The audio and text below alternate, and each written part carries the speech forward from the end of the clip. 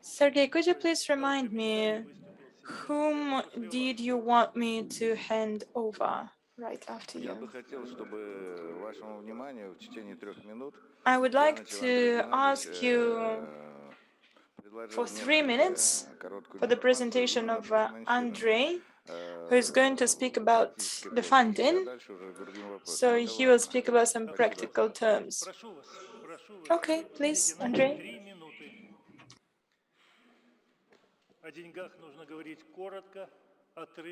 You have 3 minutes, and you should speak quietly, briefly about money, and better whisper about it. It's better to hide the money than to talk about it. Hello, dear colleagues. Now, in continuation of what Sergey said, I would like to briefly tell you about the financial tools so that you can understand how the mechanisms work. On the last slide, we could see the first grant endowment fund, Gerard. The main word here is a grant. There are just a few projects like that in the world, maybe just a handful of them, because historically endowment funds are university projects. The educational activity turned out to be a significant driving force for the development of such tools. Please pay attention to top 15 World Endowment Funds. The figures are given here in $billion. Harvard University, Yale University, University of Texas, Stanford University, Princeton University, Massachusetts Institute of Technology, and so on. This information is not updated. It's from 2020, but it reflects the overall picture. The target capital is growing not so significantly than at the beginning of the project.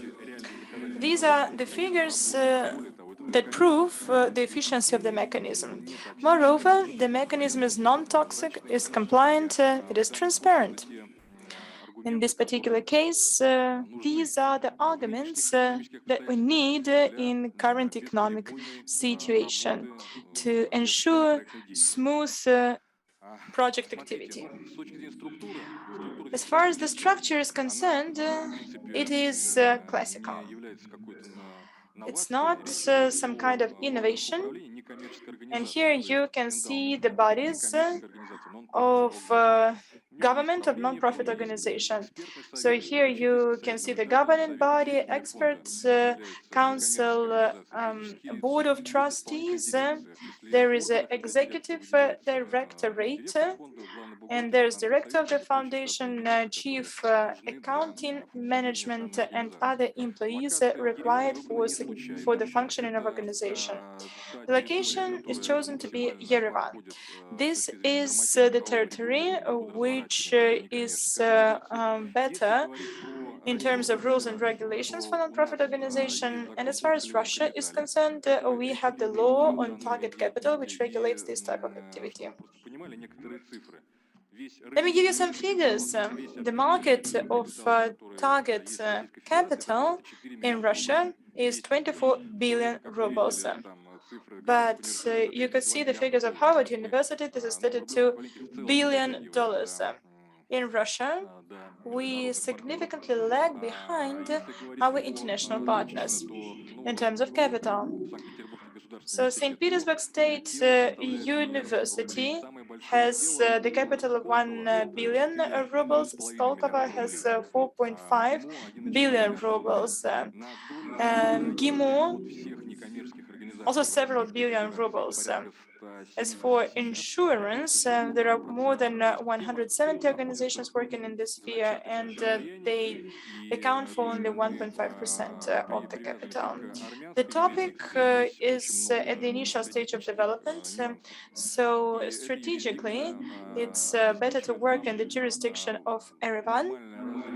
This jurisdiction will ensure proper development of non-profit organization without any obstacles. As for the Russian Federation, there is clause here that it's only for 10 years, but in other jurisdictions, such organizations are established forever. Here on the slide, you can see the endowment fund or target capital. There is a donator. It is a legal entity or a private person. This person makes a donation to the endowment fund. The endowment fund, according to the expert committee, implements some R&D activity, educational projects, socially important projects. Then this capital goes to the financial credit organization. In our case, the financial credit organization is accredited and certified legitimate bodies. It's a bank which governs the investment fund. All the money collected in the body of endowment fund are strategically divided between different actors that generate the dividends. And the dividends of endowment fund can be spent for the project activity. In this case, we are talking about the perspectives for the development of this entity till 2030, the indicators of the Harvard University and other university are something that we are planning to outperform. Thank you. Well, when you speak about outperformance of the Harvard University, well, it sounds impressive. It's wonderful to have a wish, and young people who are strong and optimistic have brave wishes. If we manage to outperform the Harvard University, that will be exciting. And now I would like to hand over to Sergei Cherkasov, who will make a presentation about the family of international classification WHO as the basic tool to govern the health of population. Sergei Cherkasov is the chief expert working in the laboratory of public health, the institute named after Trapeznikov, Russian Academy of Science, Doctor of Medical Science. Thank you, Mr. Chair. And now I would like to first of all congratulate you on your anniversary. Thank you for being not only the engine of our activity, but also for being a true soul of our work. In your presentation, you covered upon the most relevant topics, and our discussion today is about how to resolve the problems covered in your presentation. Today, I would like to draw your attention to the following. As long as we are talking about the governance of health, before governing the object, and the health can be regarded as an object, we first have to measure it. It's not a secret, and I don't want to say evident things, but the governance cycle consists of certain ingredients. Key thing here is a measurement. Measurement at initial stage, measurement of changes, and measurement of the final stage. When we speak about efficiency, we actually mean the instruments that allow us to achieve certain efficiency. Once again, try to be cautious not to repeat evident ideas, but I would like to make clarification about what technologies are regarded as innovative technologies. And if lawyers cannot help us, truly there is no notion like that in regulations and rules, then perhaps history might help us. Let us try to recall from where the notion came. It came from the economic theory. Any new technology Any new technology should comply with one requirement. It should improve efficiency. And efficiency is the relation between the investment and results. In classic economic theory, new technology will always be more expensive than the old one. It's a rule. It's a rule of the classic economic theory. So, if you increase the part of the ratio, and namely the nominator, you have to increase the efficiency. And we know that new technology will be more expensive, but the result of its introduction will grow in an advanced way. So it is regarded as new technology. In the past, the theoretical proposal was made that you can improve efficiency not only by increasing the result, but also by decreasing the nominator. From the point of view of economic theory, it's nonsense. A new technology might be cheaper than the old one, the result will be preserved. This abstract technology was called innovative. It didn't exist in nature, and it was in the middle of the previous century. If we are talking about the current day, do we have any examples of classical innovative technology? We do have them. These are information technologies. We increase efficiency, but the price of hardware decreases. I mean, the price of computers and details. This is an example of innovation. The fact that this term is used in medicine is more like a PR. We have an innovative medicine, for example. Why is it innovative? It's not discussed. How is it related to my presentation? Directly. The family of international classification is a digital information tool that gives us an opportunity to measure what we have and to understand where we are heading to. This is the answer to the question set by Mr. Chair. Are we going up or are we going down the spiral? If we don't measure it, we won't understand it. We are just heading somewhere. Or we will understand it, but with a big time lag. We'll get statistics, it will be an aggregated type of statistics, and I'm not going to tell you how it is made, what corrections are introduced. We all know it. We are all aware of the topic. So it turns out that we need a key instrument, which is a universal one, to measure it all. This slide was already represented. The classification of diseases which is used today, and we discussed it at the previous expert council, we use only one classification. We just say whether we have it or not.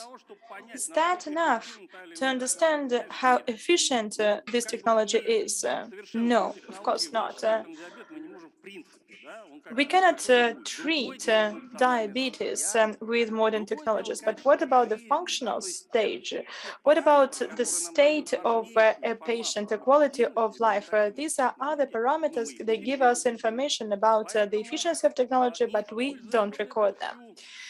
Without the use of different classifications, we cannot set the point on the core on the axis to understand where the patient is. We cannot understand the trajectory of movement and our conversations remain scholastic. We want to improve something, but how are we going to do it? By the introduction of technologies. But what about specific technologies that cost money? There is a question about money, and it caused certain debates. It's clear that money is always lacking, and it's a rule of classical economic theory that we won't be able to finance everything. We face the ethical choice. What kind of technology should we develop and implement, and what technology should remain outside of the framework of funding? How are we going to take this decision? If we don't have this instrument, we take decisions on the basis of intuition, on the basis of expert assessment, thinking that experts are independent, thinking that experts make analysis using the whole set of their knowledge. But frankly speaking, it is not like that. We lack a lot to use the family of classifications, but now let me touch upon the main issue of concern. We have been talking for a long time, and now we are about to introduce MKB11, or it can be called the ICD-11, the International Classification of Diseases. You know, I told you about methods of measurement, and with the help of ICD-11, it gets more opportunities. We can measure in a more precise way. We can have a more comprehensive measurement to get a better characteristic. That means that the amount of information we are going to own will increase several times. Without a serious instrument, I mean digital information tool, and it's an innovative technology, we won't be able to do anything. We will just sink in this information. Basically, we have two ways. We either simplify the information and aggregate it till the level that we can process it in the form of paper reports, but that means we stand in the same place. We have the instrument, we have a super machine, but we use it as a harvester, and we don't get the result that we wanted to receive. A harvester is needed for specific goals, and we wanted to drive fast. What is another way to use innovative information technology and get the instrument that could provide us information online to take decisions? Dmitry spoke about it. 9 months before the epidemics, society recorded the increased number of death cases due to atypical pneumonia. We could draw some consequences, and this is how the decision should be taken. But we would have that information, but we didn't have it, and we didn't think seriously about it. So ICD-11 gives us amazing opportunities to create new technology. But it also has some derivative technologies. And within the framework of the expert committee, there is a group on the family of international classification. The expert analysis of what should this committee be involved in within the framework of CIS programs is as follows. Of course, each country can work independently, but I believe, and I have already told it from this podium, that joint efforts will be more efficient. We will move ahead faster. If we won't make any steps along this way, then the digital tool will remain the ICD-10. But according to ICD-11, it's mandatory to use a digital tool. WHO said it doesn't make sense to develop a tool on your own. We have good programs, but they kept telling that it was written by Americans, it was completely controlled by Americans, and they had access to all the information. They said use it, and many countries followed the way. As you can see, the events of the last month demonstrated that there will come a moment in time when we won't have this program and we won't be able to analyze the data that we need. So perhaps the decision should be taken differently. What should we do? We should develop clinical guidelines on the use of the family of international classifications. Each doctor, each expert using it should have access to this environment from the workplace, should receive all the updates and work with that. It is very important to have the algorithm of the quality of the data introduced to avoid mistakes. I am the representative of the Institute of Governance Problems, and And I can tell you that the existing data are quite chaotic because each party works its own technology, but you need to analyze it. Why do you need to analyze it? To find things that are not covered, to find new trends, the existence of new trends, to be able to take decisions on time. We need to make a technical task for development of this product. We have made a progress, but we need much efforts to be done and undertaken. This should be protected at the national level and should give united picture, united image to understand what our partners, what our neighbors have, so we can learn from best practice and avoid negative practices. Everything is clear and transparent. It is clear in the presentation, but when we start the work, it is difficult. The track is difficult, but we need to start our route. Thank you.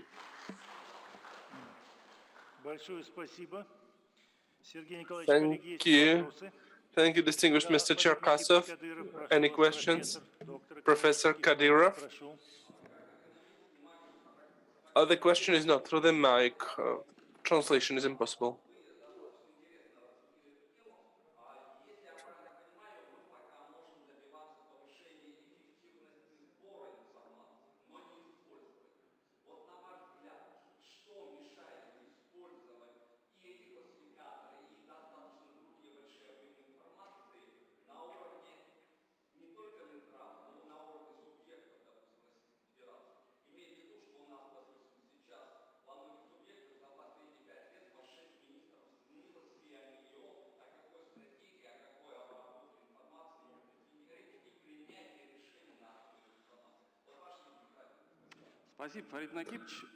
Thank you, Professor Kadyrov.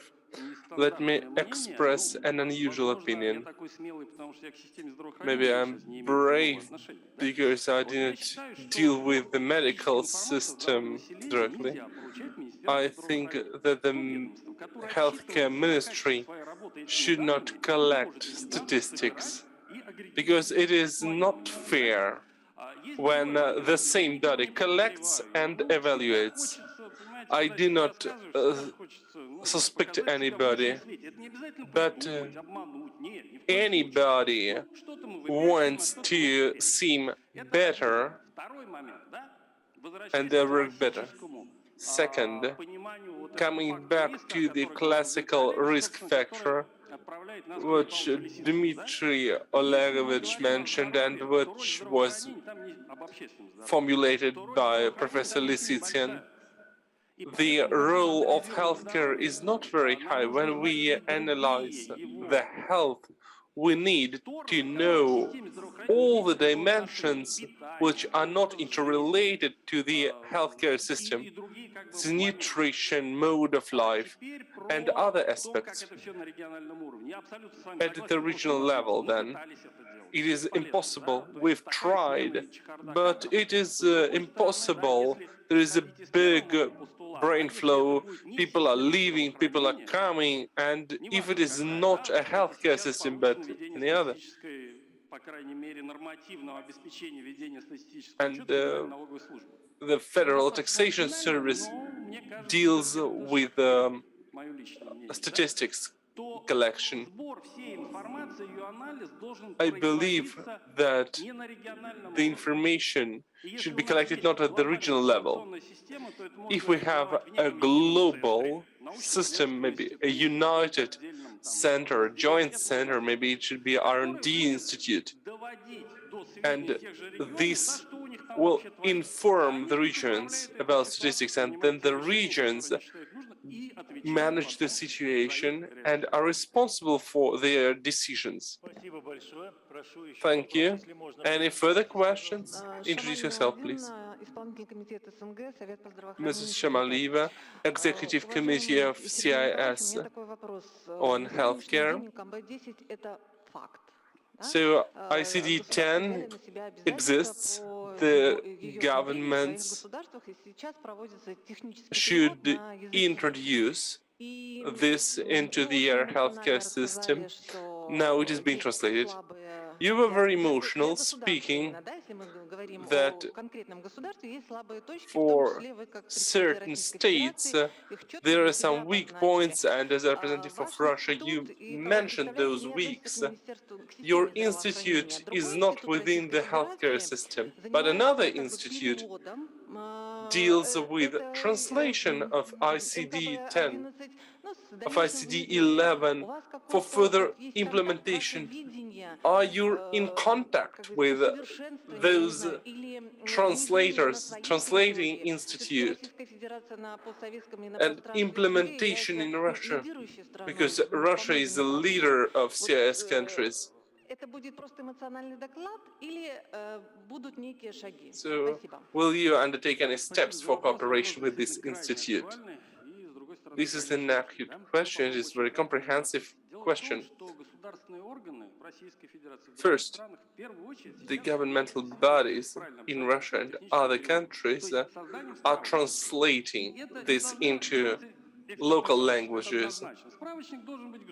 It is like a dictionary, and if it is a joint for all the countries, this is very well.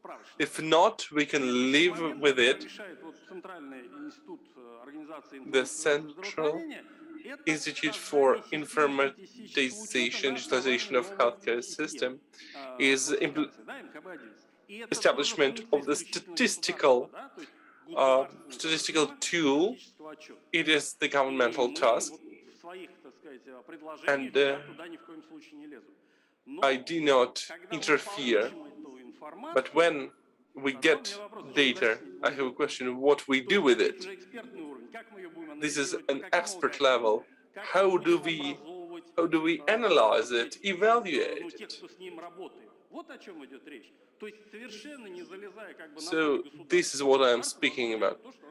I didn't intervene into the mandate of the government. Out of this tool, which is not alive so far, we need to make it an alive document. The implementation of technologies for evaluation of health. Thank you. Thank you. I hope you liked the answer. We continue the work, and with my great pleasure, I give floor to two experts of our expert. These are Beksultan Tutkushev, the member of the expert council and the chair of the director council of National Scientific Cardiosurgeon Center, and Alexei Chukanov, director of Belarusian Medical Academy postgraduate education. The presentation is dedicated to the role of national expert community in health management. Let me start, and Mr. Sherbuk, I congratulate you on your anniversary, on your birthday, and I'm going to drink on your health.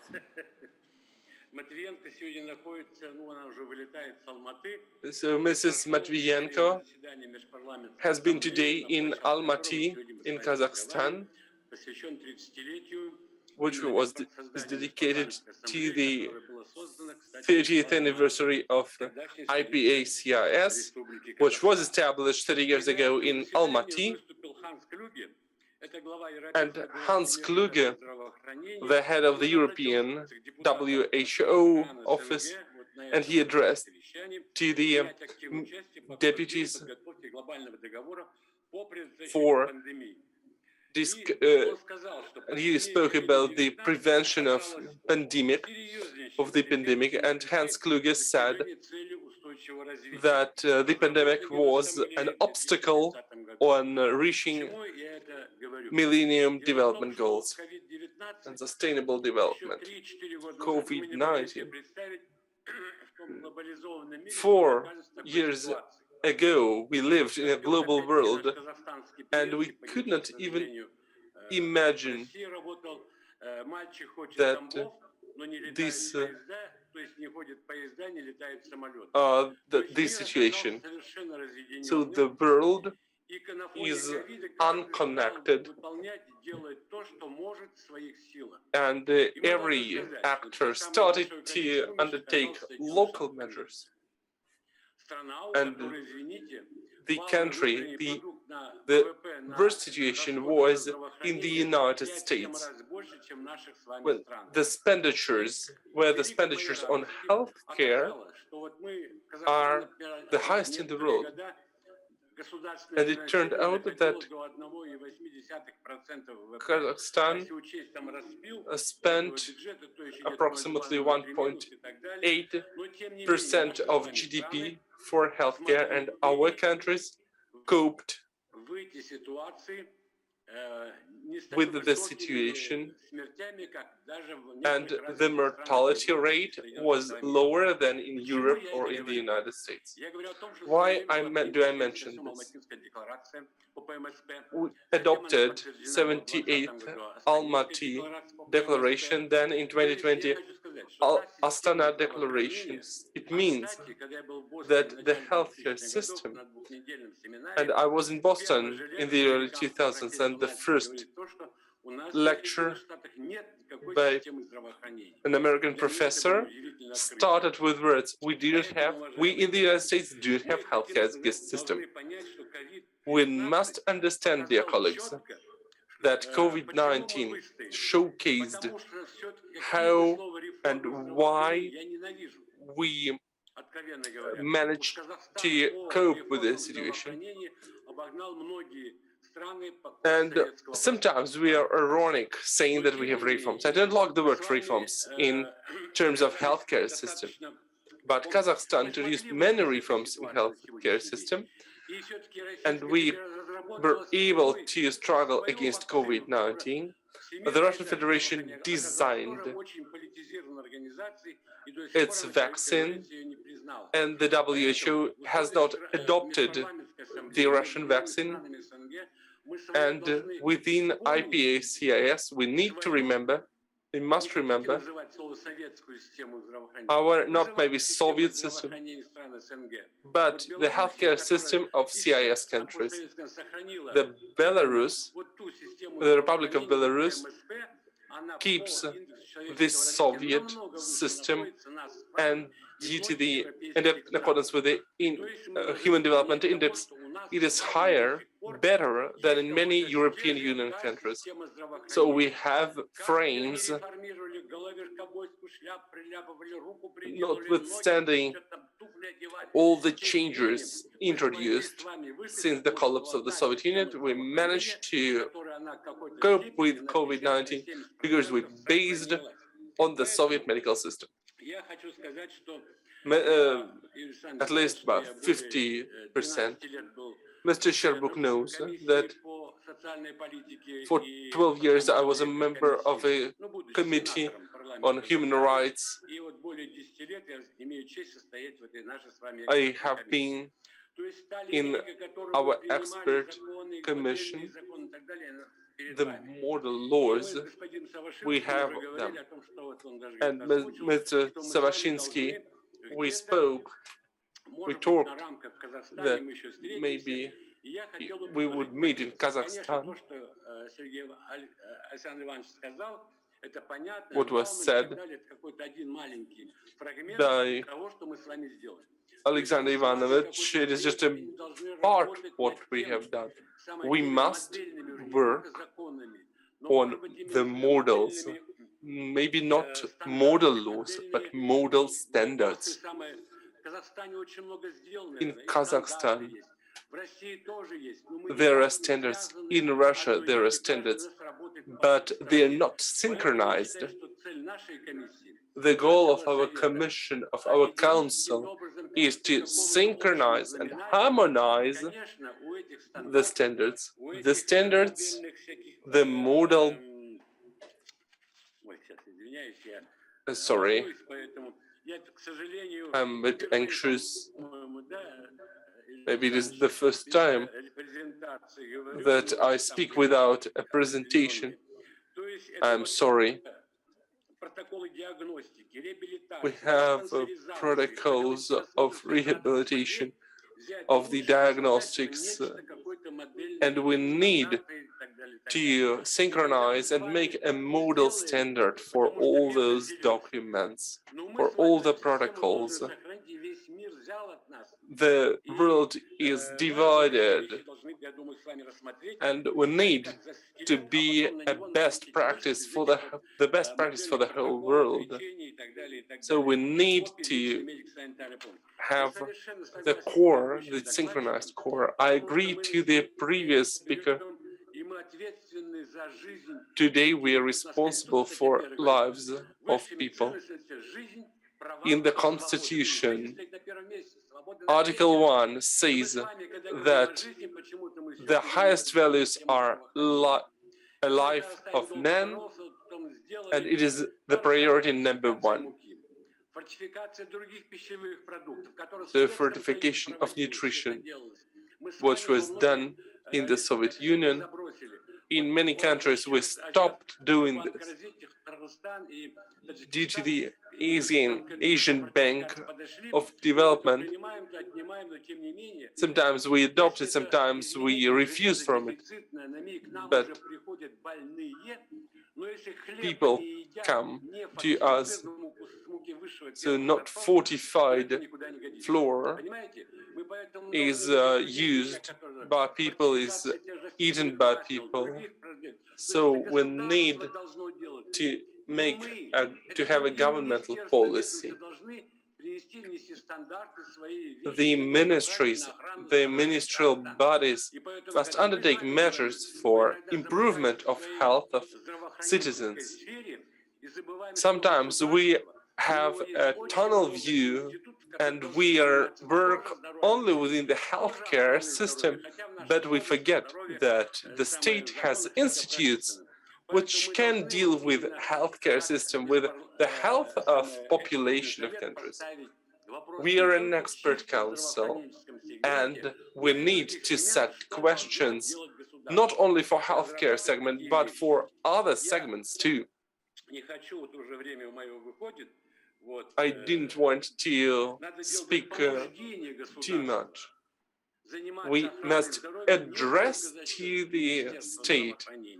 It is not the task for the ministry, not the mandate for the Ministry of Health, but it is the mandate for the whole government, for the whole state. We do not need to reform the healthcare system, we need to improve the healthcare system. Thank you. Thank you, Mr. Tutkushev. Dear colleagues, are any additions, any questions to Mr. Tutkushev? No questions? I believe the floor. Mr. Sherbuk, before you give the floor to the next speaker, I would like to drink to you and your health. You have drinking champagne. It was easier for you. I have not champagne. Now I give floor to Alexei Chikanov, Director of the Russian Medical Academy. Distinguished colleagues, first of all, thank you very much for the honor to speak. And since many years, we have been participating in this forum. As Mr. Tutkushev mentioned, in Belarus we have well-developed expert and primary care. The modern trend of medical development in Belarus is improvement of quality through attraction of the good educated specialists. If we speak about experts, these are specialists who keen on the peculiarities of the local healthcare system. So these are experts who deal with the financing, functioning, and all other aspects of healthcare system. The task of expert community are the following. These are practice-oriented mandate. This is a detection of the weaks in provision of medical care, and then design of measures for improvement, for closing those gaps.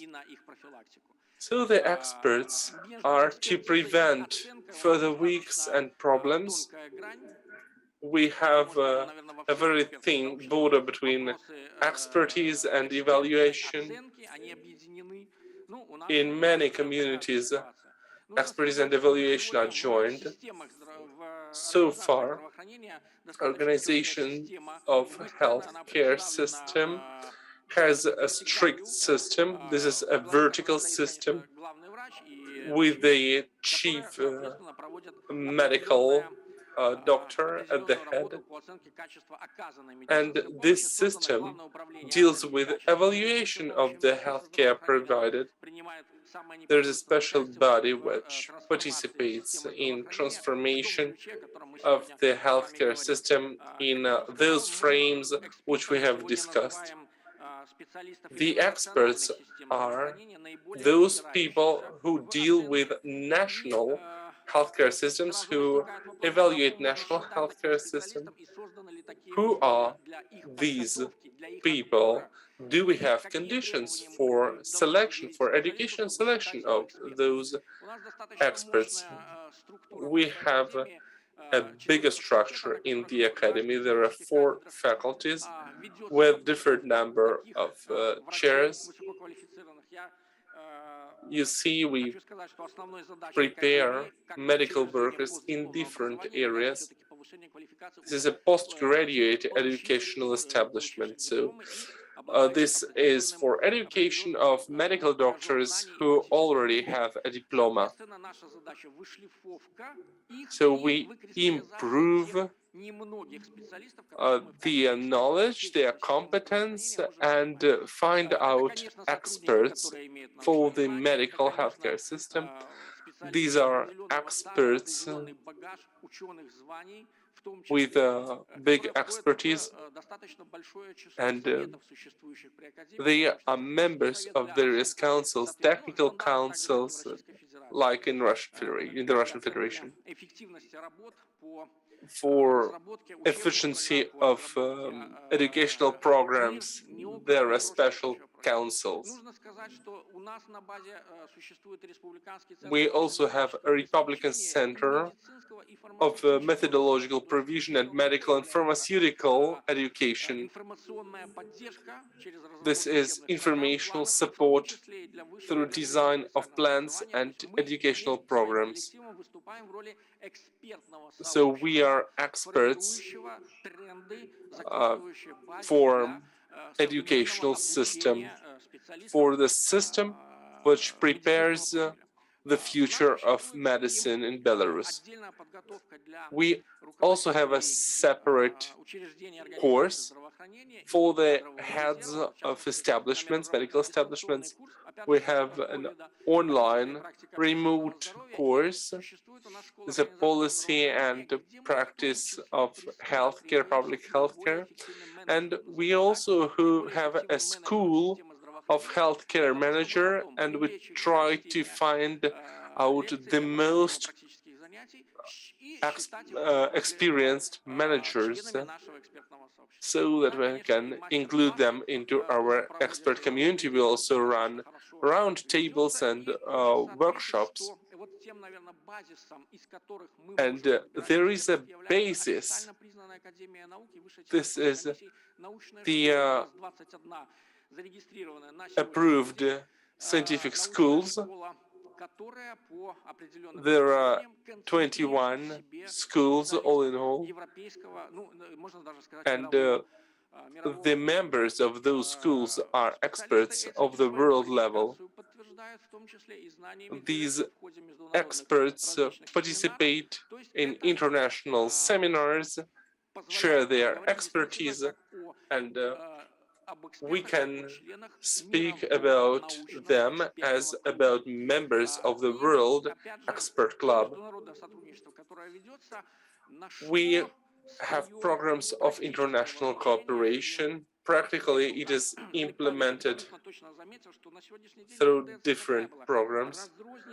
Mr. Tutkushev noted that expert communities are divided, but now the efforts are centralized, and this allows to spend resources more efficiently.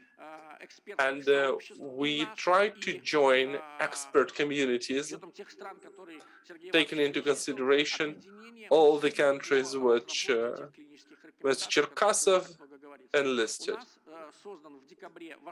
We have an East European Coordination Office on Project Avicenna. It is a member of the Logistics Center of National Recommendations in the area of healthcare and medical education. Healthcare and medical education are parts, are links of the joint system.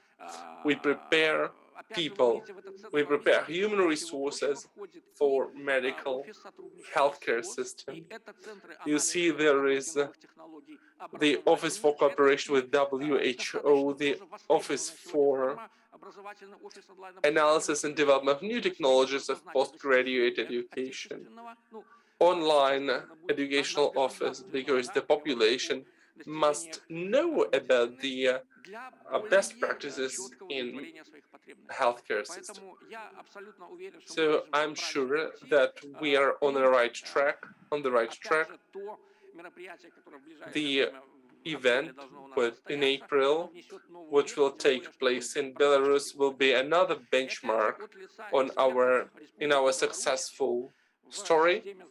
On behalf of the Republic of Belarus, on behalf of the Belarusian experts and members of Postgraduate Academy of the Republic of Belarus, I would like to express my gratitude for the input into the development of the expert community of CIS, to Mr. Sherbuk, and I give a special golden award to Mr. Sherbuk for all your efforts.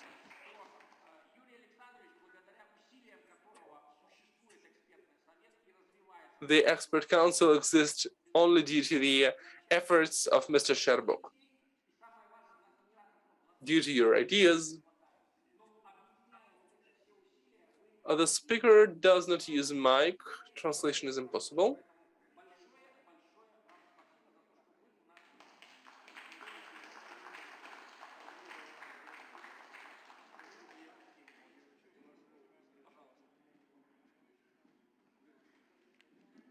Уважаемые коллеги, мне очень приятно с родины своей получить поздравления такого высокого уровня. It's a pleasure for me to receive congratulations from my homeland. I'm a graduate of the Belarusian Medical School, and I'm proud about it because I started 53 years ago in Grodnensk Medical Institute. It's still dear to my heart. The teachers there were classics of the Soviet medicine, and wonderful doctors worked in Belarus, particularly in Minsk. The Soviet Union was proud about them, so it's a pleasure for me to receive this award from you. Thank you for your contribution and your participation. I'm proud that I started in Belarus, and I'm no less proud that I started in Russia, in St. Petersburg, in Samara Medical Institute, which is the university today. I studied in many medical facilities, but of course, the biggest gratitude goes to my very first teachers and tutors. анатом из Ленинграда.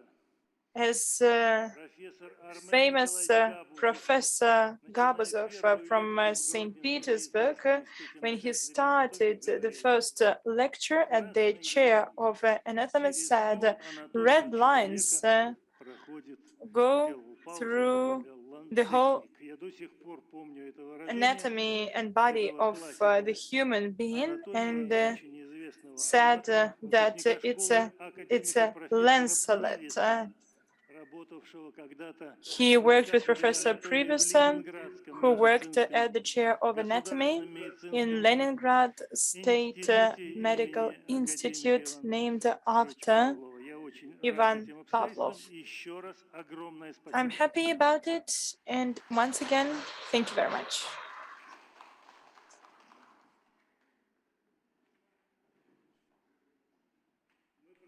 Нашу работу, коллеги, я с удовольствием предоставляю слово доктору юридических Thank you, наук dear colleagues, and профессору I Александру hand Анатольевичу over to the Мохову. Doctor of Legal Science,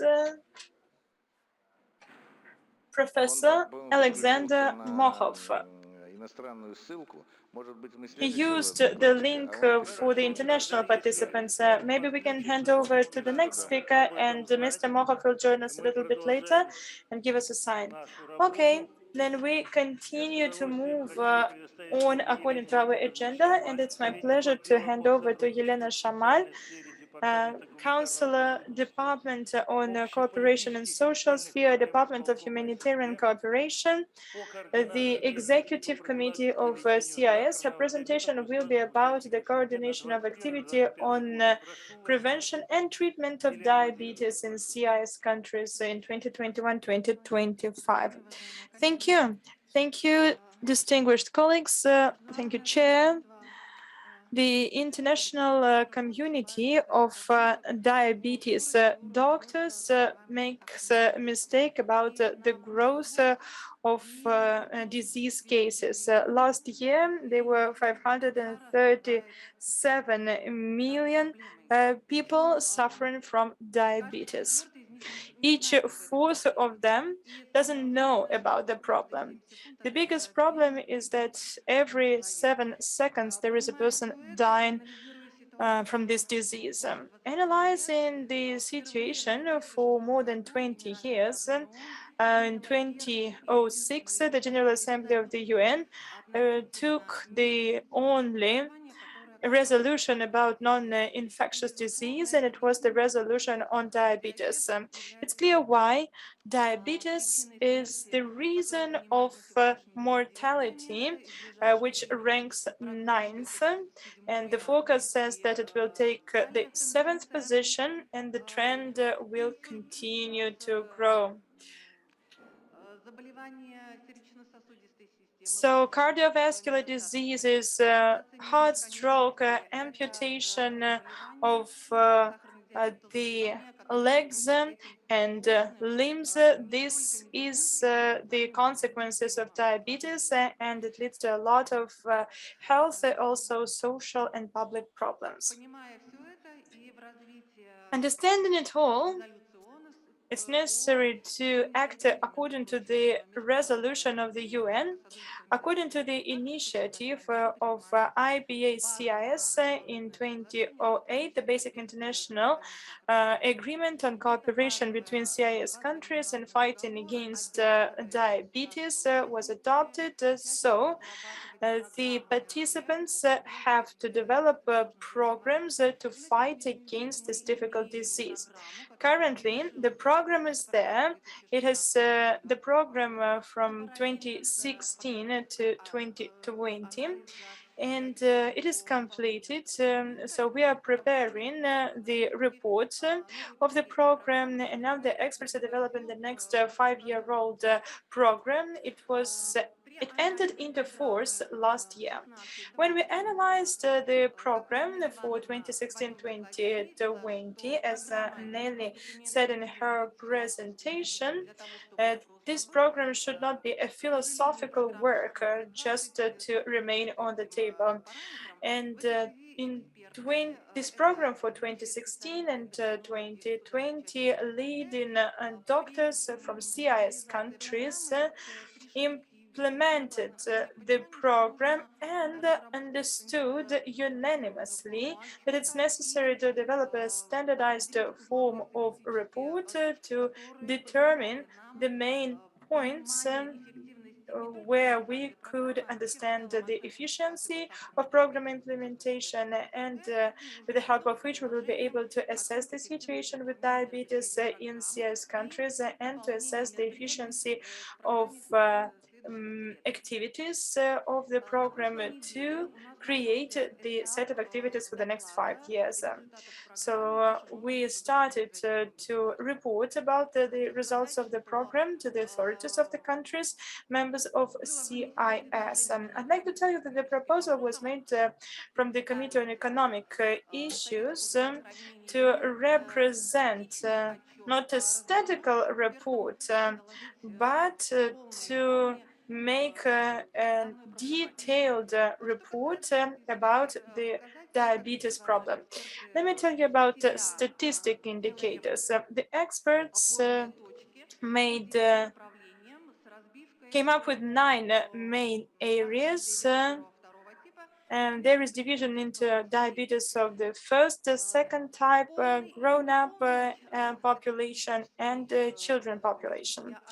So the full statistic analysis can be different for different countries. I'd like to remind you that at the platform of IPA-CIS, there is a statistic committee. It also collects statistic data in the sphere of medicine. But the area of activity is quite narrow, so it doesn't cover all the details, all the statistic elements of different diseases. Plus, I'd like to draw your attention that not in all CIS countries they record statistic indicators determined in the table. We had debates whether these indicators should be included or not. Experts in the countries where they don't have it told us, dear colleagues, let's include it because it will be a driving force for the development of our healthcare system so that we could better understand the problem, analyze it, and take corresponding decisions at the level of the government. And the next slide, dear colleagues, I would like to draw your attention to it. Please analyze the statistics given on the slide cautiously. There's a different approach to the collection of data. If we take the distribution of the diabetes, and we decided to take 2015 as a starting point to understand the prevalence of the disease. The approaches to collect statistic data in different countries are different. So experts set the task for themselves to make sure that the approaches are the same.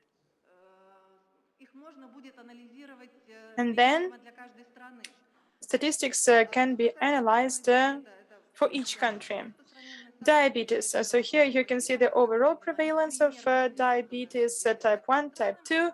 They are almost the same for different countries, but again, the statistical data are collected differently in different countries. Not all the countries have a register of people with diabetes, and plus the registers, if they are available, have different content. And now I would like to show you the specific weight of or the proportion of patients with diabetes using insulin therapy. And now, of course, we are interested to understand how many patients use insulin.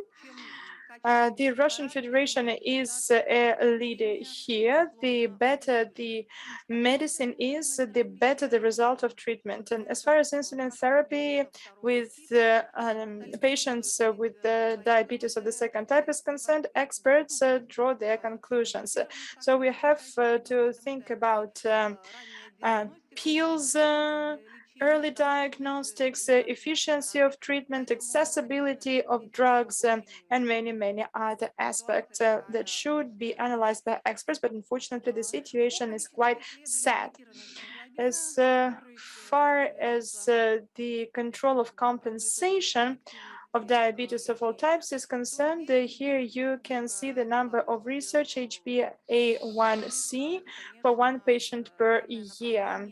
The Republic of Belarus is a leader here. In other countries, this area is to be developed in the future.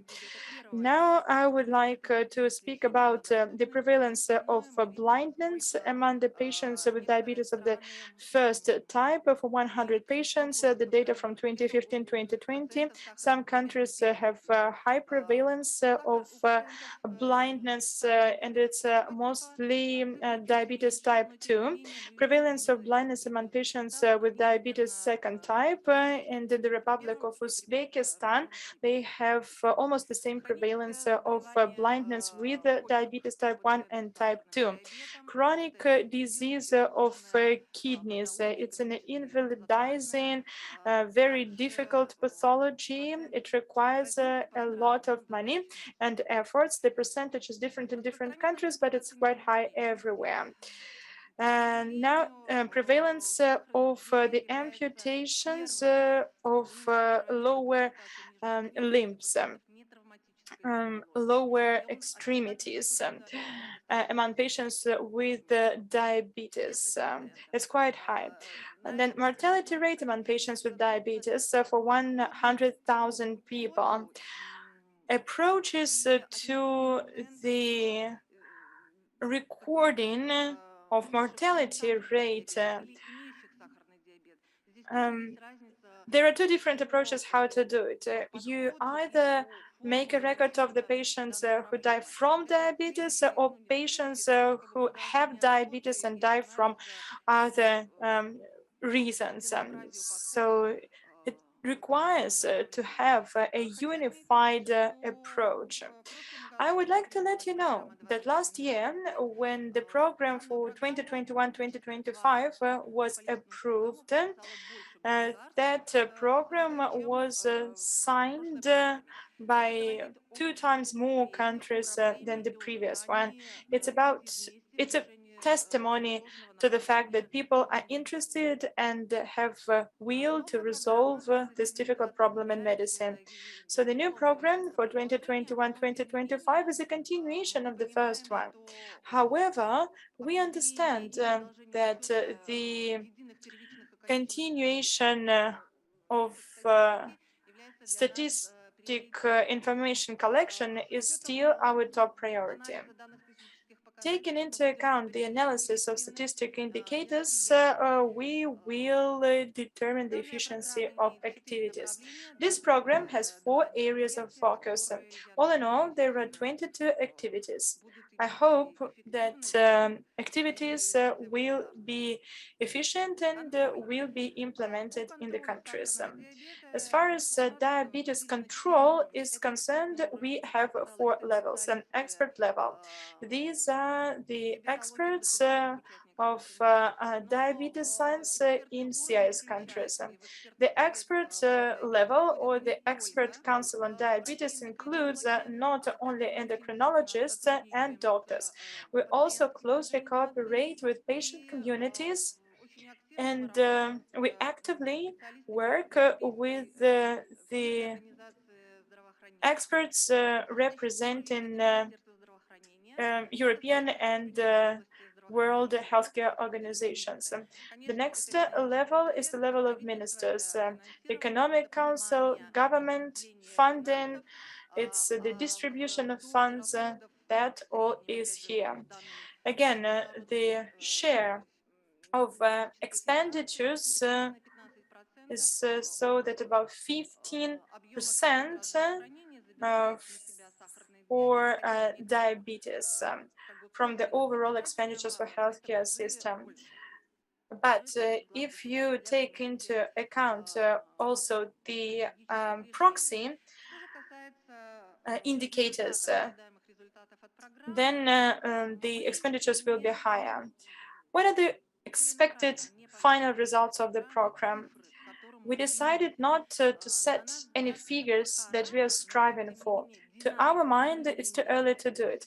But we would like to see the dynamics of statistic data changes, and we are going to track the trends. So during the next stage, I suppose that we will be able to determine some specific points which are important for specific countries and CIS in general.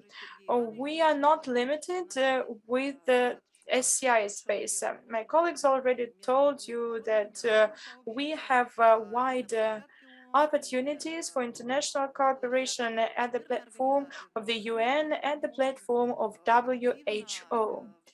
We are actively trying to use the international platforms in order to improve our professional level and to make sure that we work according to the existing international standards. I would like to particularly tell you that diabetes program is of course a specific and quite targeted type of activity.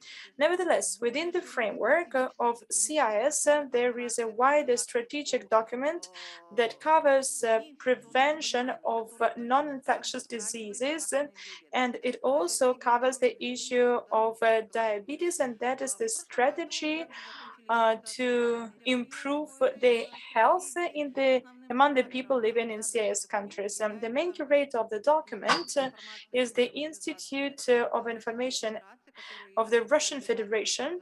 It's also the basic organization within the framework of CIS. So today, experts develop the draft plan for 23-24, and here we would like to use the experience of our achievements and introduce digital indicators.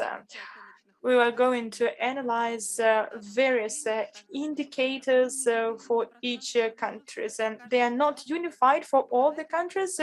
Each country can develop such qualitative indicators with the due regard to their point of departure, guidelines of international regulations. Distinguished colleagues, thank you for your attention. I would like to say, since couple of years, the level of the efficiency of our cooperation as representatives of the Council on Healthcare, this cooperation has improved. We have a bigger international platform. We have a bigger number of experts participating in implementation of new projects and solution of difficult problems. But the most important is that people are inspired by the activities for better healthcare systems and for closer cooperation between healthcare bodies in our countries. Thank you very much.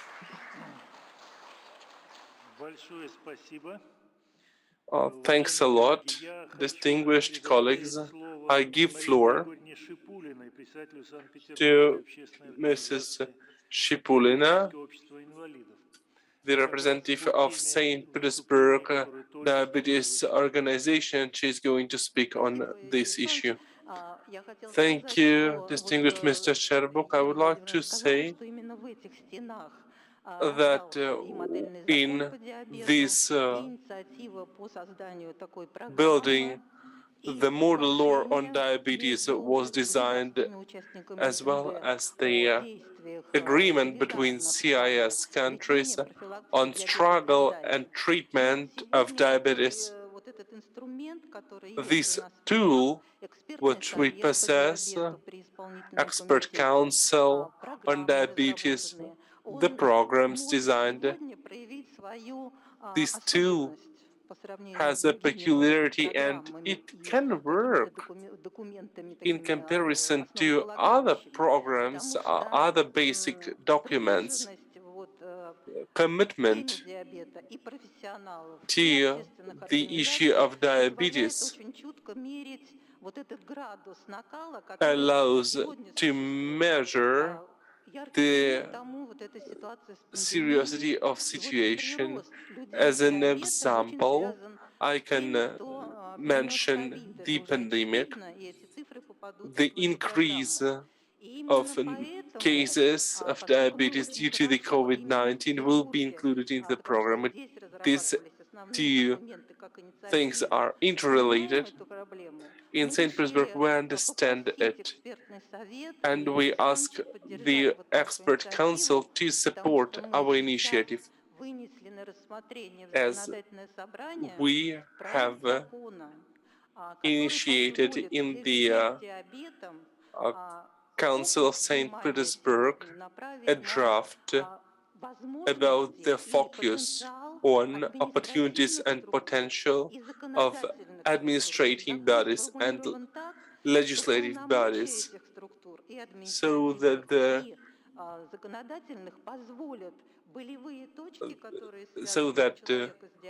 the problems of diabetes will be solved through rehabilitation after COVID-19, support the provision of medicines, which must be in the store of and in the possession of the city government. We know there will be a substitution of the medicines, insulins. It must be supported by the local administration. All the amendments have been introduced. After these two discussions, there will be the third final discussion in the City Council. Afterwards, the special programs basing on the law will be designed, and there will be a support. And in May, we invite the representatives of Russian regions, and I hope we will introduce this tool to them. And I ask you, as representatives of the expert council, to support this initiative. It is a model tool which can be handed to the Russian regions and further on to CIS countries. Thank you, Marina. I believe that all council members pay much attention to the problem of the diabetes.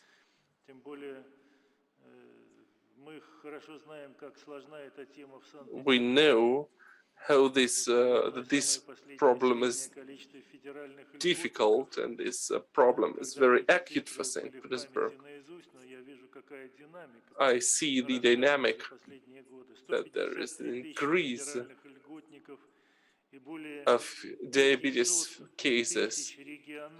There are over 150,000 federal level diabetes cases and 500,000 at the regional level. So this is negative statistics with a negative development. Therefore, I believe that colleagues supports me that we can address to the St. Petersburg administration, and I hope that the deputies, the members of the council, will also support this model tool. Thank you. Are there any questions? I have a suggestion.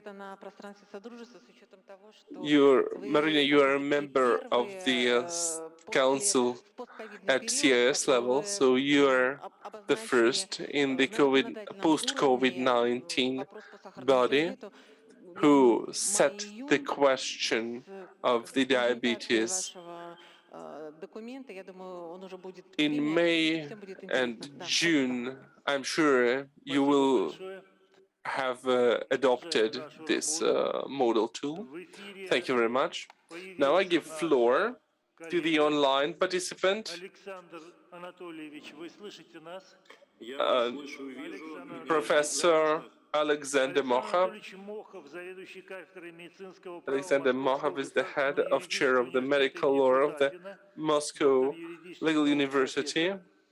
Тема выступления инновационные His медицинские presentation is технологии и dedicated to the биобезопасность. innovative Прошу. medical technologies and biological security. Distinguished colleagues, I'm glad to see you, to hear you. Today we discussed the agenda, but I would like to focus on certain acute issues, because so far the environmental security and innovative technologies in wide terms and wide understanding, this is medicines and medical equipment, these questions are very significant. Traditional risks of biological nature has not disappeared. We see the outbursts of certain infections, tularemia and others, not only in Russia but also in the highly developed countries. This means that the risks did not disappear, and we need to undertake measures to control the situation. However, there are viruses, and this is a new factor, and also there are problems raised by synthetic biology, the work with genetic constructions, genetic structures, and these are challenges which we face today.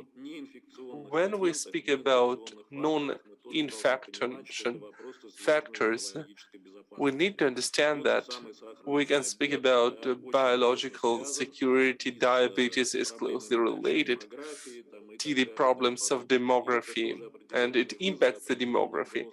These are threats, these are challenges, and we should not leave it off the discussion. The development of modern technologies allows to provide acceptable level of biological security. What do we need to do? What should we do? We must be proactive in development of medical technologies and healthcare technologies. We need to discuss the production of medicines and medical equipment, diagnosis tools, PPEs. These,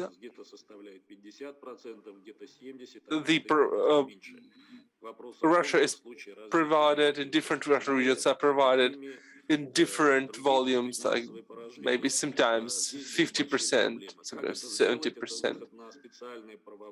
But we need to be proactive, we need to establish clusters and platforms, state corporations and other structures which can join efforts at national and over-national level. Another aspect which is very important, and it is a bit off the table due to the COVID-19, is that the healthcare systems, national healthcare systems, and international healthcare system should be ready to struggle against threats of biological nature. Infectional service must be on place. We must set a question of a segment, of a sphere of reserves. This issue is also significant. We possess IT technologies, but even with IT technologies, we cannot solve the challenges. We cannot reply to the challenges which we face. We must consolidate our efforts. The healthcare system, medical science, and pharmaceutical industry, because it is lost in Russia partly lost in many countries from the CIS. Speaking about the legal frameworks, I must say a couple of words. Today, we have a legal state, and we cannot simulate innovative technologies without legal frameworks, relevant legal frameworks, and we must be proactive here. We must have special legal modes for pharmaceuticals. And another acute issue, this is institutions for expertise and evaluation of their importance and impact, their tasks in protection and security. Bioethic is also significant for us. We see that there is a lack of interest to ethical issues in biology and medicine, and this leads to higher threats of biological nature. We must develop bioethic and professional community. Along with the law, bioethics and law allow us to provide acceptable level of biological security and let us understand where we do go, where we are not allowed to go, and understand how we implement critical technologies. These are the questions, these are the issues which must be tackled as quick as possible. Over 100 years ago, the issues of infections were very acute, and it was said that either infections win over the revolution or the revolution wins over the infection. And this is still very important to follow this principle. We must join our efforts of the CIS countries. We have best practices in certain areas, and it allows us to hope for efficient measures in this area. Thank you.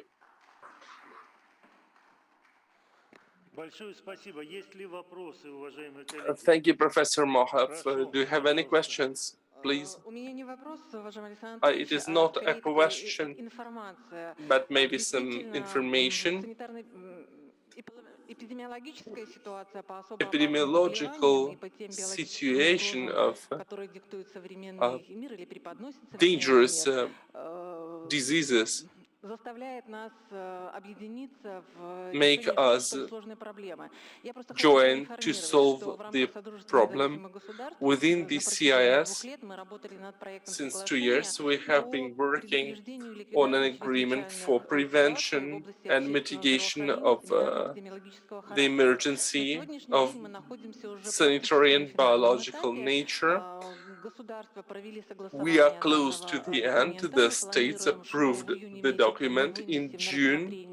We are going to hand it to the Economic Council, and in the second half of 2022, the document will be presented for signification, for signing of the heads of governments of CIS countries.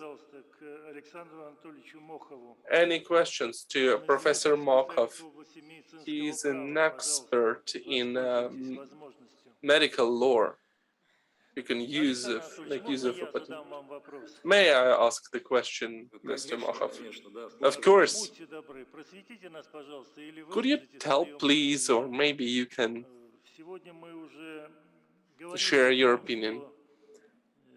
We have spoken that the government announced moratorium for a number of activities in the new economic reality.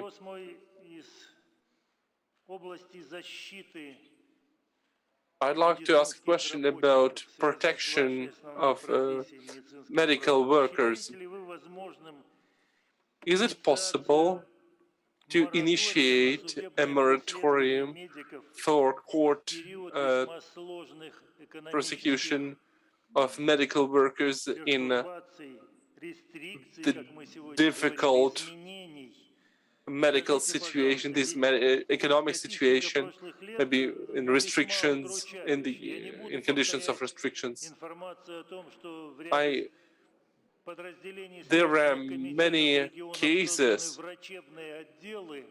There are special departments of police about medical workers' persecution. The policemen working in those departments, they have medical competence.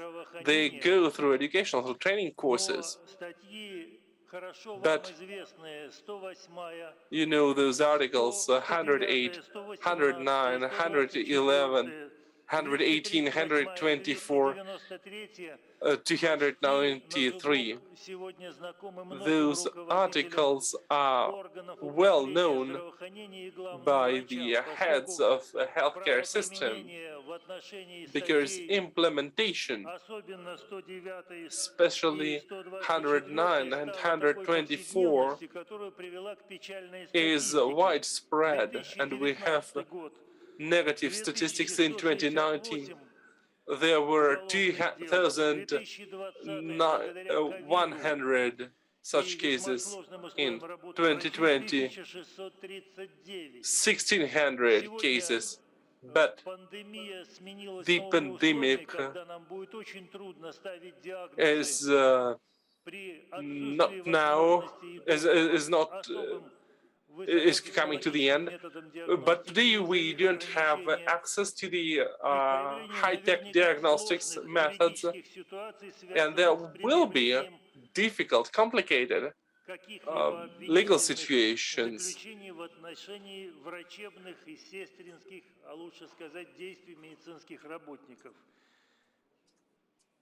And there will be accusations of medical workers.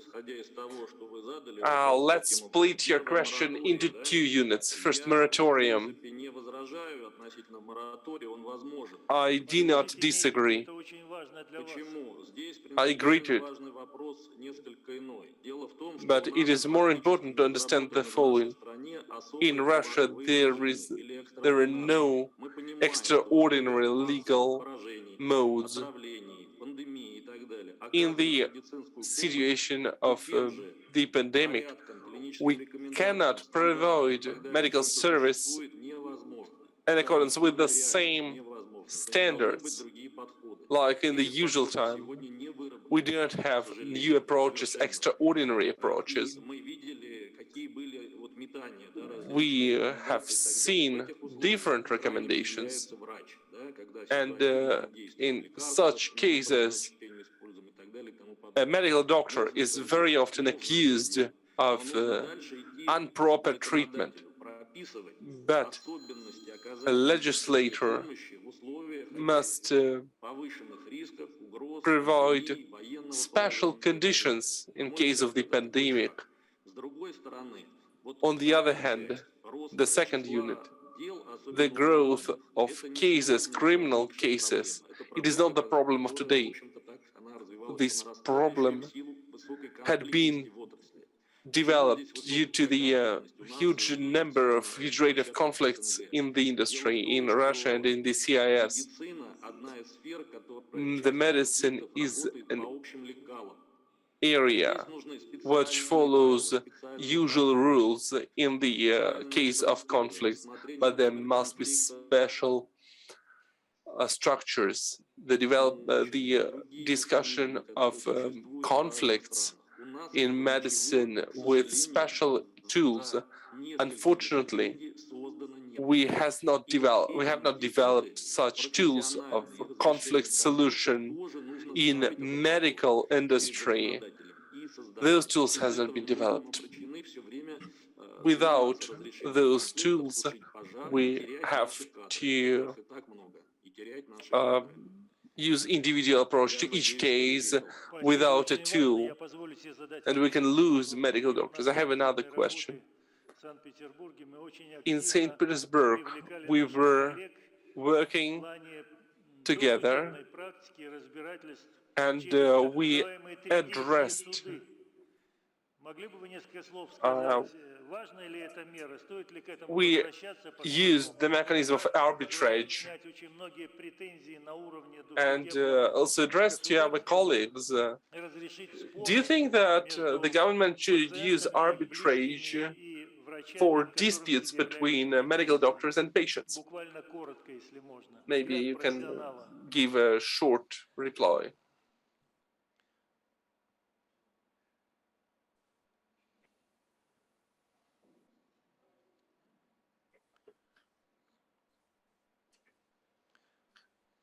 У нас что-то со связью. I think we are having a problem with our internet Слышите ли вы connection. нас, Александр Анатольевич? Alexander, can you hear me? Мы вас не слышим. We cannot hear you.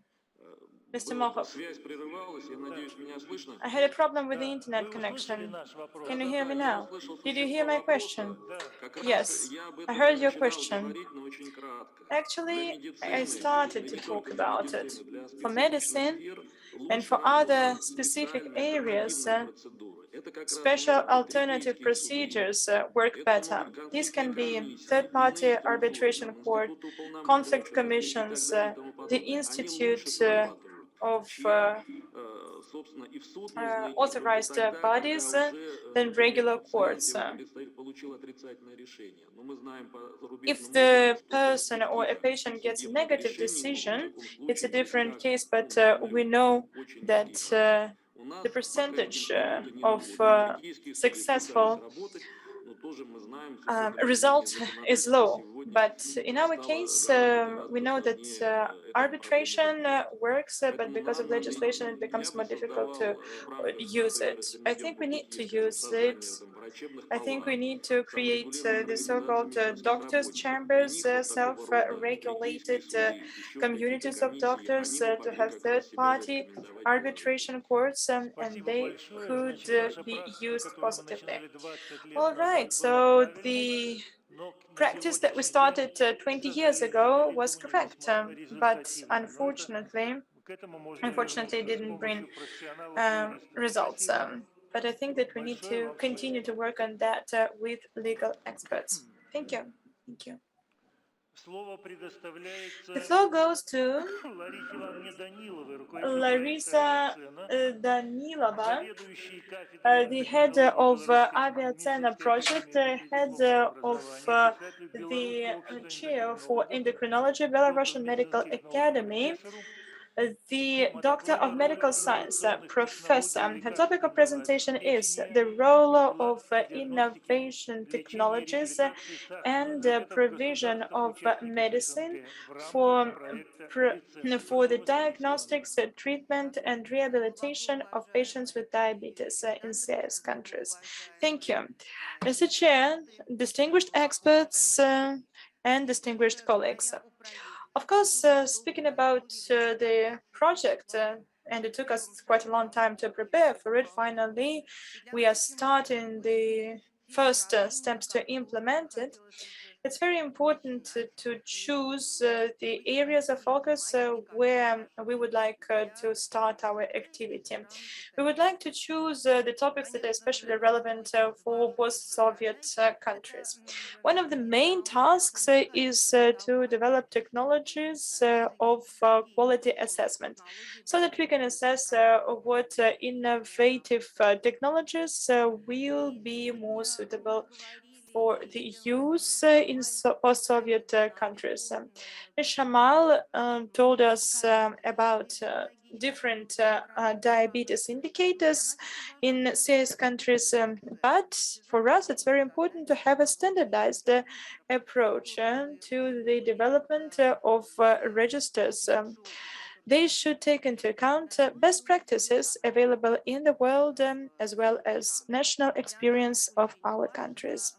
It's truly important for us to understand what models will be considered to be proper for future use. New governance technologies are important for us, and also the question of accessibility of modern medicine is important. Countries of the world take into account the standards of medical assistance for patients with diabetes. The American Association comes up with such guidelines, and we have to take into account accessibility, price of treatment, insurance, and a lot of new molecules that have been created over the period of 20 years. And they don't say that this particular molecule should be used in each country, because each country can determine for itself what opportunities it has.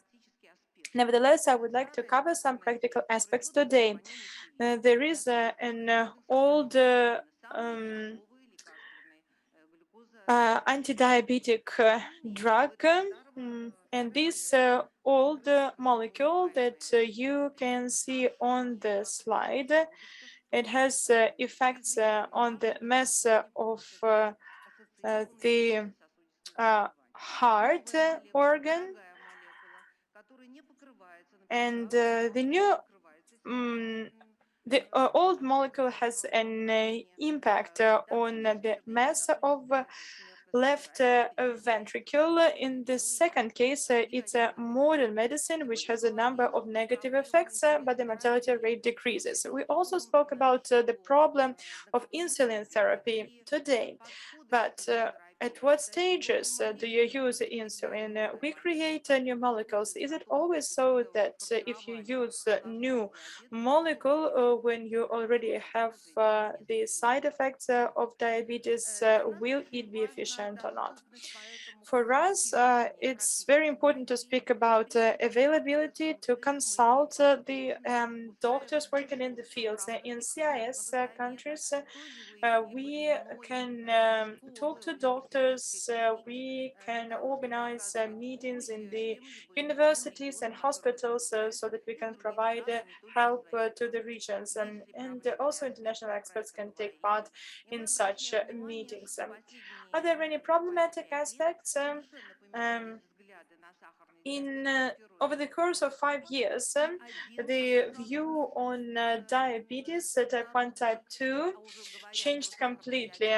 Diabetes type 1 turned out to be not so homogeneous, and diabetes type 2 is not a homogeneous disease.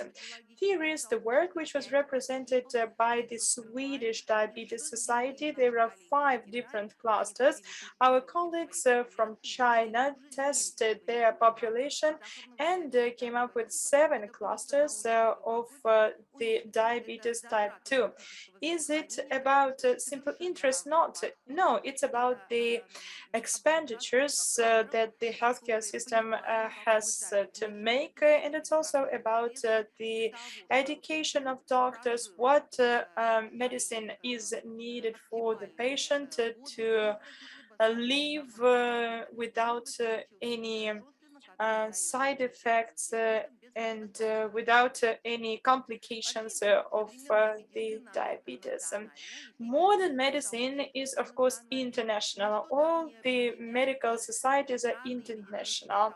Nothing brings people together like a common problem. I think it's necessary to take best practices from each other. There is nothing bad here.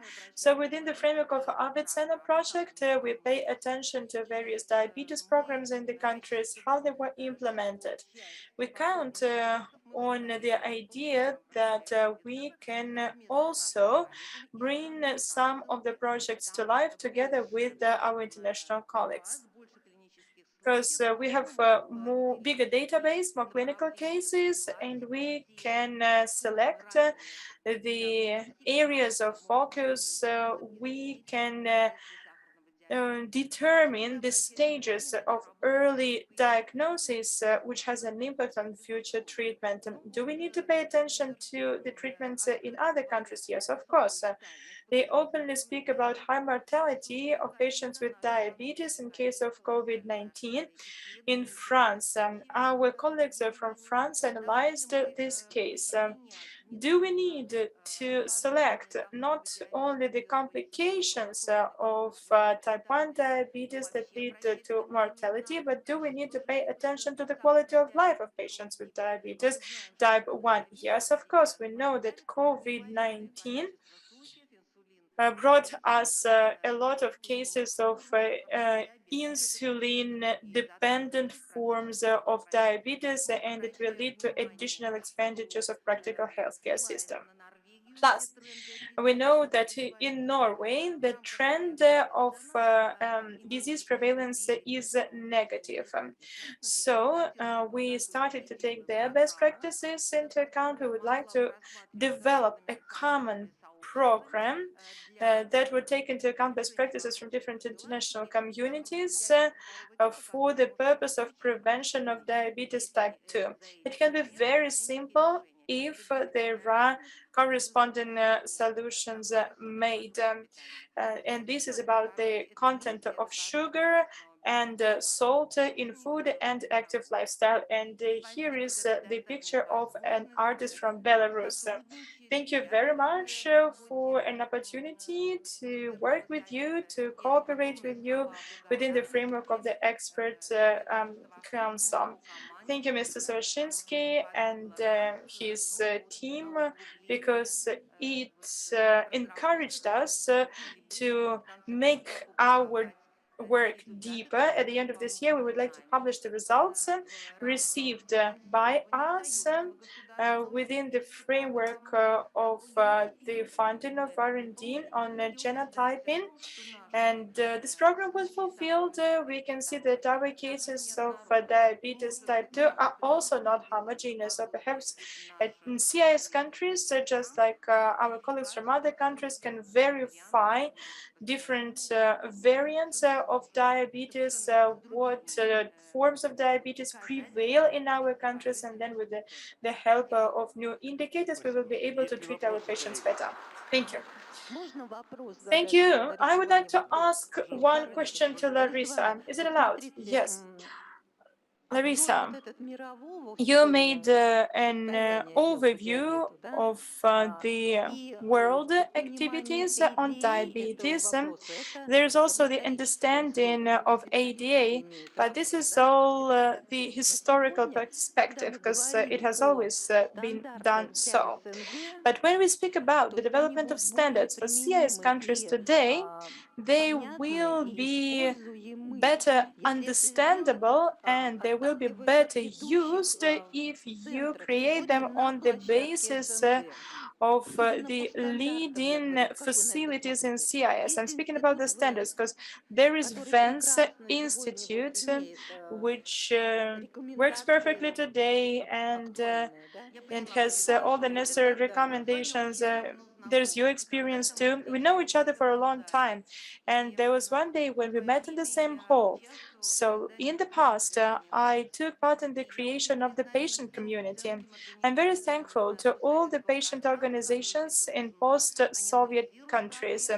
They are very friendly. They analyze the problems.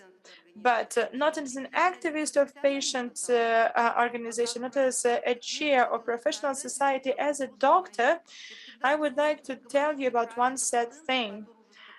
I'm always saying, should we talk about it to patients who have complications? All modern molecules don't allow to bring back the time, to bring back life important moments. They can not make the patients younger. Our patients are waiting for unique medical drugs that can restore all the problems and all the breakdowns. The modern forms of insulins help, but high quality of traditional insulins, if they're prescribed timely. And by the way, Yelena told us about something sad. We in Belarus should make sure that our interns and our doctors should not be afraid to prescribe insulin therapy as fast as possible. There are many ways how to treat it. One way is to prescribe it as fast as possible. It doesn't matter if it's a super good molecule or just a good insulin molecule, you can keep the pool of properly functioning beta cells.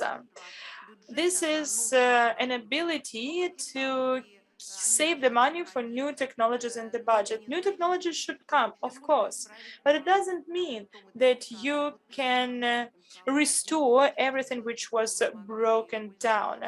Of course, we want to use new technologies and we want to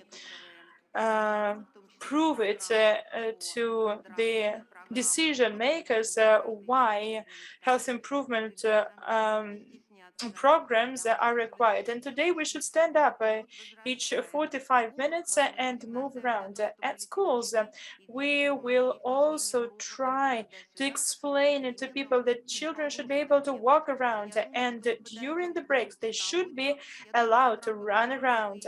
We're going to discuss new technologies too. In CS countries, we can start epigenomic research to select the factors that we can modulate to increase the quality of life and to improve the health in our populations. Thank you.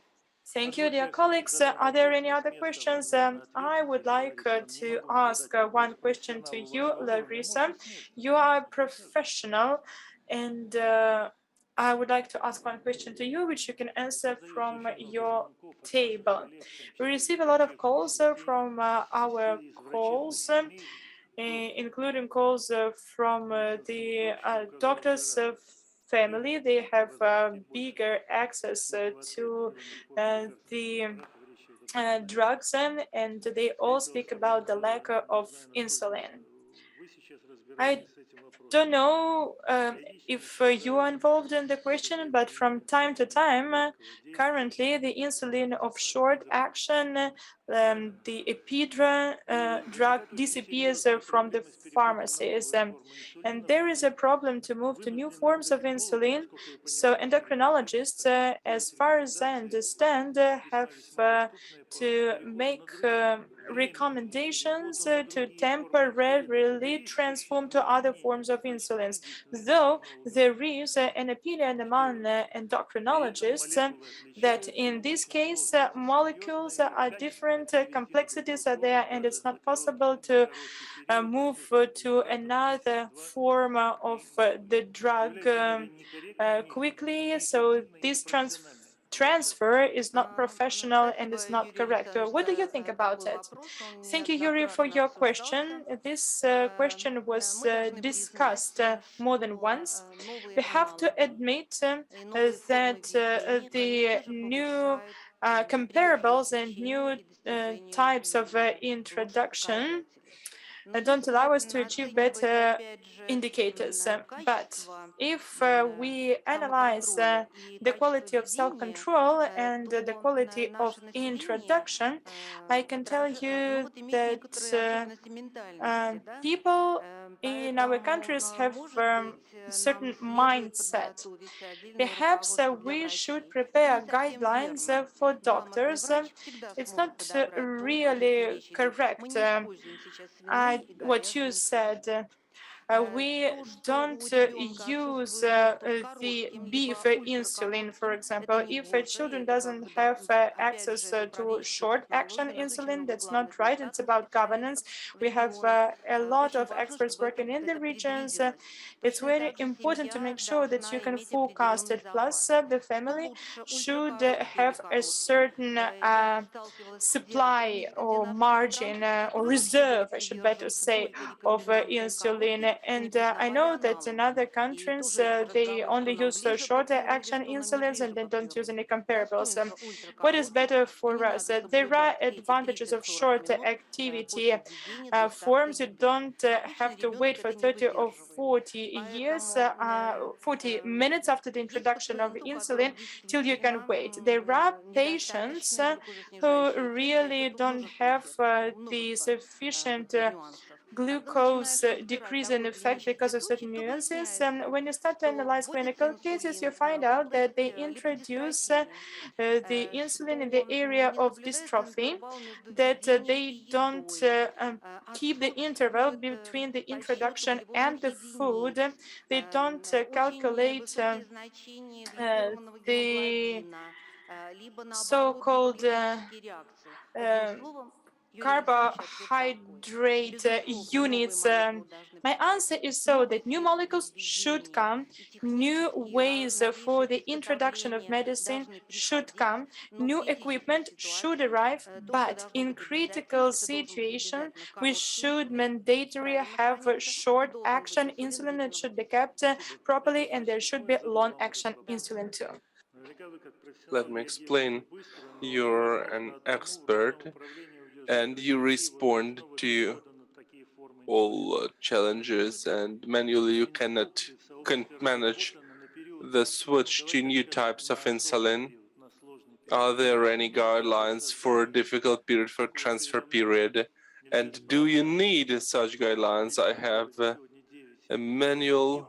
There are 9 international unpatented or unauthorized types of insulin, and we get calls about those types. Not all endocrinologists follow the same tactic. Do you have such strategies for this period? Do you need such guidelines? We have principles, and if a medical doctor needs that for each dose, he or she needs a guideline because there is the rest secretion. There's a compensation of phenomenon of metabological memory.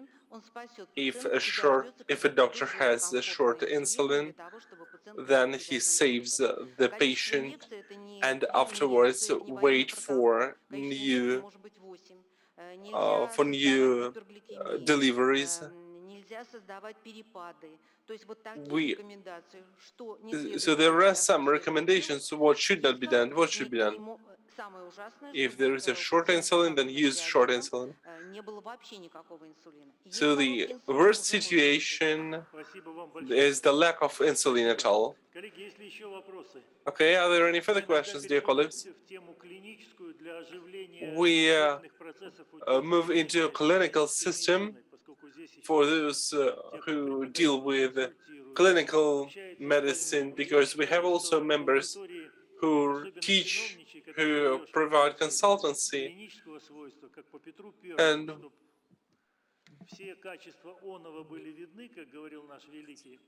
so that we must discuss these issues with all the involved actors. You need to keep your professional level. Then clinical doctors will be heard by functionaries, because the government tries to avoid the medical language and deep things. So we need to speak our language to the functionaries. Thank you.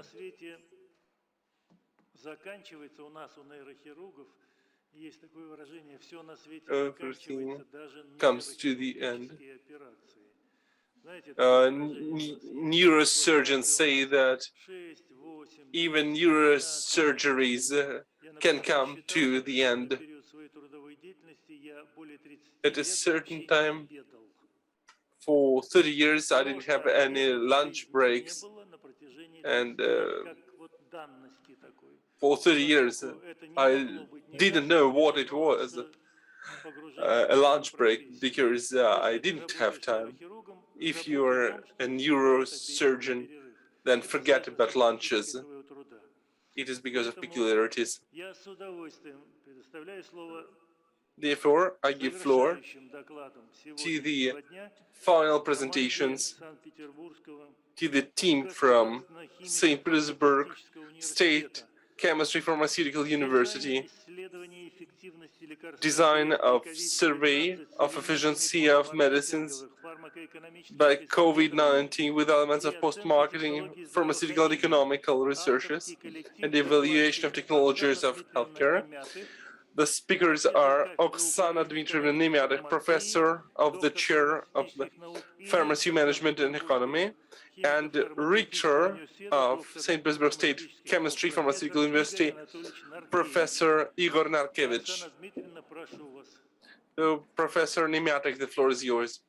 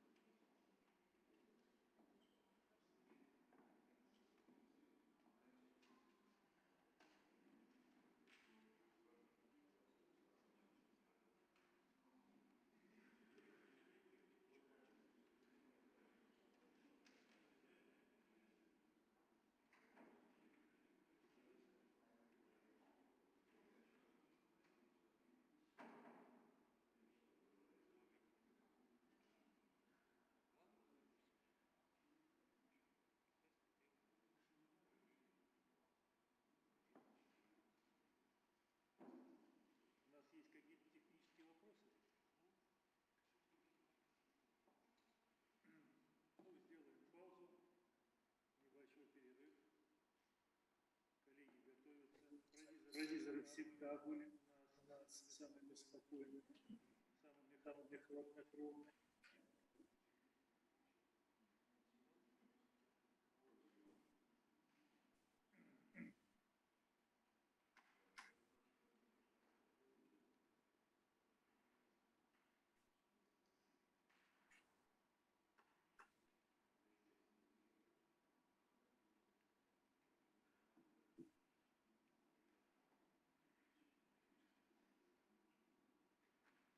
Давайте тогда пока в плане дискуссии аудитории я позволю себе задать вопрос.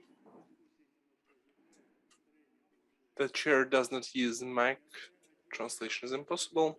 Нравится у нас решить вопросы медицинских лекарственных препаратов. Вы хорошо знаете, что в Петербурге был совещание, которое получало цифру 34 основания. Я говорю в первую очередь о препаратах из группы жизненной лазеры. Есть препараты, которые напрочь отсутствуют во многих нозологиях. Здесь в зале сенатора Март, я его приглашаю. Я как заведующий кафедрой нейрохирургии и неврологии всегда учусь, в первую очередь, научили своим коллегам, я начинаю всегда с неврологов, подожду, долго сидеть, долго запрягать, очень долго работать в неврологии,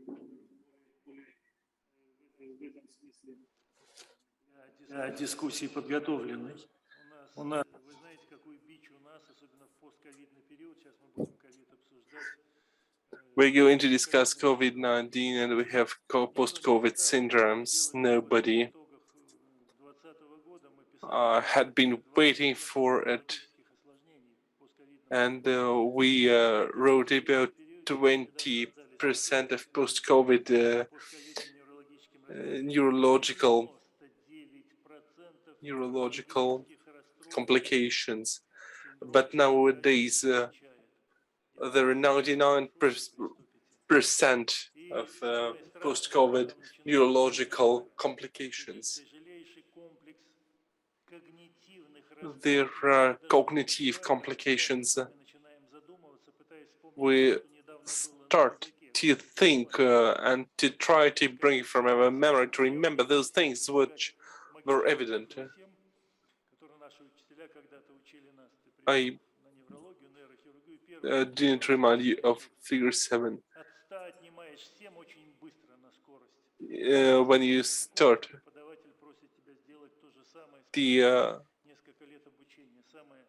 this operation, you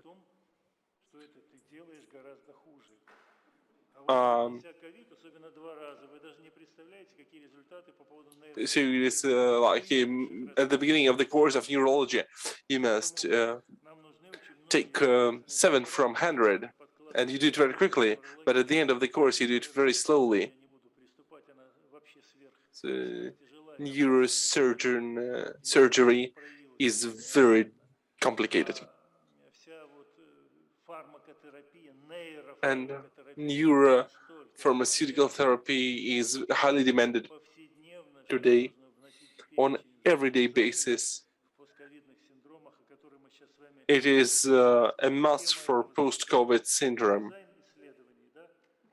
So the presentation is about the design of research. So please, the floor is yours, Professor Nemetov. I'm glad to speak here, and I express my gratitude to this. Today, I present the follow-up of my presentations. So I will speak about pharmacy. The task of my presentation is to design research. I remind you very briefly that such researches are within the paradigm of non-intervene researches. This is observation due to the routine clinical practice. We work with huge volumes of data. It allows to see the consequences and to see the rules which can be used. We have been doing this in the university for a long time. We have the outcomes which inspire us.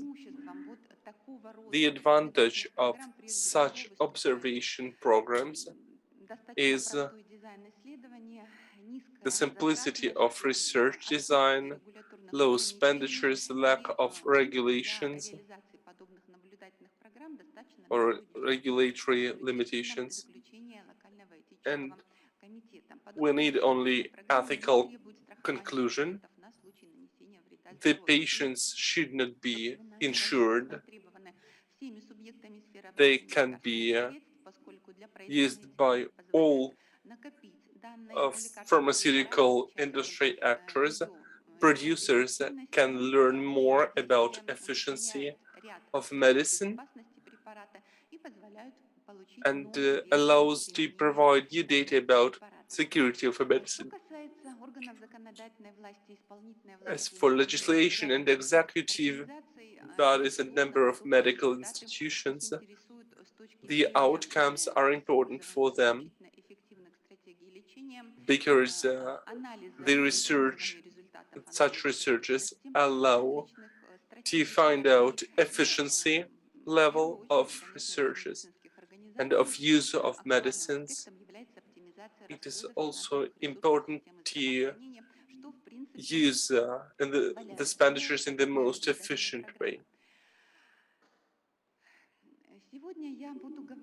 Today I'm going to speak about multi-focused research and related to the new approaches of management in medicine provision to children with COVID-19. Previously, we thought that COVID-19 threats the elder people, but nowadays we see that it is proved that children suffer from COVID-19, medium form and severe form. We cannot ignore it. Approaches in treatment of children and high changing level rate of this virus mean that a correct approach is to conduct a full-scale research to allow optimization of expenditures of the state to treatment. So we have theoretical and practical significance there on the slide. Let me stress that such results will be demanded by all actors in pharmacy, in all systems of healthcare system, different states. What were the tasks of the project? This is an international research, and we are planning to conduct it in Russia, Kazakhstan, Belarus, and Uzbekistan, but we are ready to involve more states. The methodological approach aims at solution of those tasks. This is the analysis of clinical approaches implemented in these states. First of all, clinical recommendations approved at national levels. Moreover, such research will include analysis of medicines on the national markets. It varies from one country to another. We also must evaluate the sales of medicines and the volume of medicines used in hospitals. We also split and analyze separately unregulated prescriptions. We are also to conduct analysis of expenditures of medical institutions at the national levels, and we also need to create a structured description of medical technologies used for treatment of COVID-19 by children. We also conduct analysis of pharmacoeconomical analysis of strategy of medical treatment of children with COVID-19, and also the explanation of adoption of managemental decisions for treatment, medical treatment of children with COVID-19. This allows to have relevant results. This is design of our study. The methodology is in the left part of the slide. It consists of 5 parts, 5 stages. Each stage meets certain task. It uses different methodology and different information, and in all observations there will be a variety of observations. I would like to speak about the duration of the project.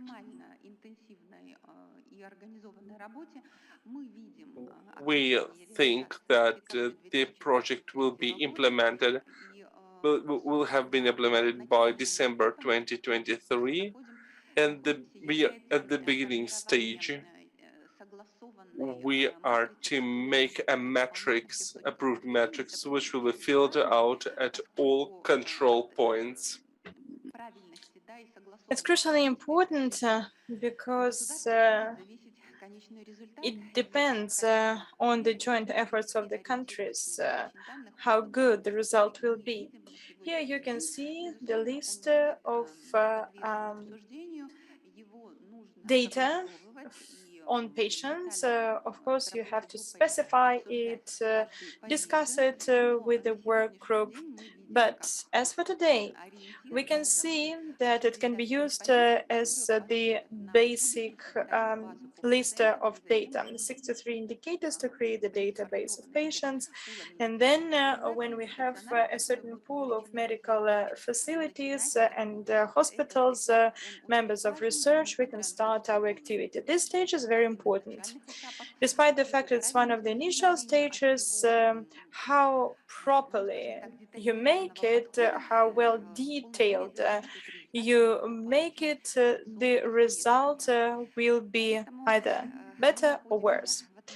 So, in comparison to the two previous stages, we are at the very starting point of our project implementation. I hope that we will be able to make a good working group receive good results.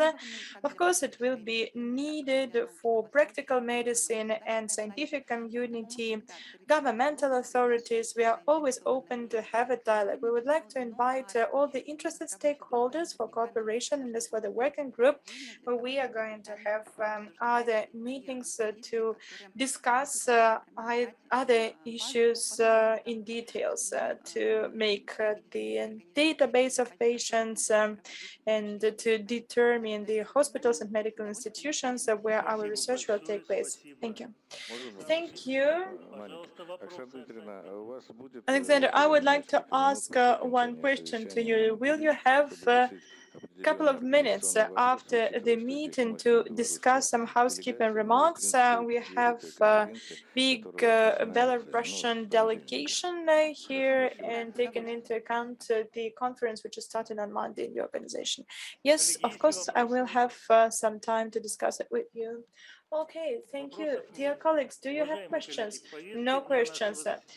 We have discussed all the issues on the agenda for the 2 days meeting. It is 3:40 p.m., so our meeting is over. We have listened to a number of exciting presentations. Thank you, dear speakers. Thank you, dear participants. Thank you for the active involvement in our meeting. We live in a special period of time with new economic conditions, and we hope that we will achieve our goals. Each participant demonstrates that you are deeply penetrated into the topic, so members of our expert council are professionals of high level who will bring our results to the positive outcome. I am convinced that our work is useful. It is needed for everyone who analyzes how the healthcare system should work in completely new circumstances. I always want to give a helping hand to our colleagues who sit not in the offices, but who are making surgeries, who are working under the tension, who are working in the intensive care units, who are involved in their profession. My profession is neurosurgery, his profession is endocrinology, but all aspects of medicine are important, and they can become something really significant for you in this or that period of your life. And no matter what period of life you are talking about, if it's a young age or senior age, my tutor, who is 85 years old, asked me, did you have a look at the last classification of ages of WHO? No, I have the classification of 2012 in my head. And he told me, young person, you're lagging behind the progress. And I have recently entered the age of the stage of old age, and he told me, you are 75, and to be in the old age you have to be 75 plus 1. In Smolny they told me they start to give flowers once you become 70 years old. So starting with 70 years old you have to get used to it. And I think that cardiovascular diseases are, in the majority of cases, connected with senior age. In Grodninsky Institute, I had a lot of really original, interesting teachers. It was Witold Brzezinski, who was an absolutely outstanding head of the chair of healthcare system organization, who made office notes to the director of her wife. She cooked breakfast and left home later, and he was the leader of the high level, and he encouraged his wife with the office notes to be on time. Please stay safe and sound. Please preserve your intellectual capacity. We have beautiful ladies among us. It's wonderful that they make presentations and they are high level of professionalism. They are deeply in the topic. It's always a characteristic feature of our professional society. Please accept my gratitude once again. We are living in quite a difficult time, but I think that our patients will go through these difficult times together with our assistance. So we will meet in October 2022 at the next meeting. I think that the topic will come up later. During the 10 years of our work, we have found out that some questions can suddenly become very relevant and truly demanded. Or we will invite people who can teach us, whom we can listen to. I have been a student from the first year of studying, and I'm used to learn something from people who know better than me. And I would like to finish my presentation with a quotation from Grodno, 1969. You get the flowers once you are 1970, but each step you have to make, do it cautiously. 50 is like 20 and 70 is like 10. So let's finish with that. Thank you. Значит, Юрий Александрович, вот пока наши коллеги здесь, Mr. Sherbrooke, while our colleagues are present in the hall, I would like to agree on the following procedure. By Monday, and I will be here, and I would like to meet with you to agree on the outcomes of our meeting, so that on Thursday we could synchronize it with Mr. Starodubov, and this will be the idea for us how to start in Minsk in April. Is that okay if we come up with the